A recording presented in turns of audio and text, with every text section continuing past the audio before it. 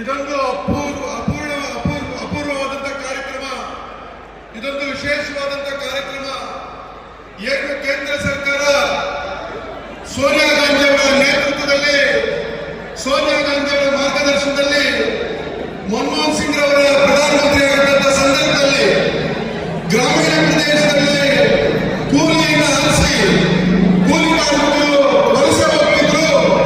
ಇದನ್ನು ಒದಗಿಸಬೇಕು. ಗ್ರಾಮೀಣ ಪ್ರದೇಶದಲ್ಲಿ ಕೂಲಿ ಮಾಡತಕ್ಕಂಥ ಜನರಿಗೆ ಅವರು ನೆಲೆಸಿರ್ತಕ್ಕಂಥ ಜಾಗದಲ್ಲಿ ಕೂಲಿಯನ್ನು ನೀಡಬೇಕು ಮತ್ತು ವಿಶೇಷವಾಗಿ ಗ್ರಾಮೀಣ ಭಾಗದ ಅಭಿವೃದ್ಧಿಗೆ ಹೆಚ್ಚು ಕಾರ್ಯಕ್ರಮಗಳನ್ನು ರೂಪಿಸತಕ್ಕಂಥ ಯೋಜನೆಗಳನ್ನು ರೂಪಿಸತಕ್ಕಂಥ ಅಧಿಕಾರವನ್ನ ಆ ಗ್ರಾಮ ಪಂಚಾಯತ್ಗಳಿಗೆ ಕೊಡಬೇಕು ಅಂತೇಳಿ ರೂಪಿಸಿದಂತ ಐತಿಹಾಸಿಕವಾದಂತ, ಬಹುಶಃ ಇಡೀ ಪ್ರಪಂಚದಲ್ಲಿ ಯಾವುದಾದ್ರೂ ಒಂದು ಕಾರ್ಯಕ್ರಮ, ಇಡೀ ಪ್ರಪಂಚದಲ್ಲಿ ಯಾವುದಾದ್ರೂ ಒಂದು ಕಾರ್ಯಕ್ರಮ ಒಂದು ದೇಶದ ಬಡವರ, ಕಾರ್ಮಿಕರ, ದಲಿತರ, ಮಹಿಳೆಯರ ದೃಷ್ಟಿಯಲ್ಲಿ ಇಟ್ಕೊಂಡು ರೂಪಿಸಿದಂತ ಕಾರ್ಯಕ್ರಮ ಇದ್ರೆ ಅದು ಮಹಾತ್ಮ ಗಾಂಧಿ ಉದ್ಯೋಗ ಖಾತ್ರಿ ಯೋಜನೆ.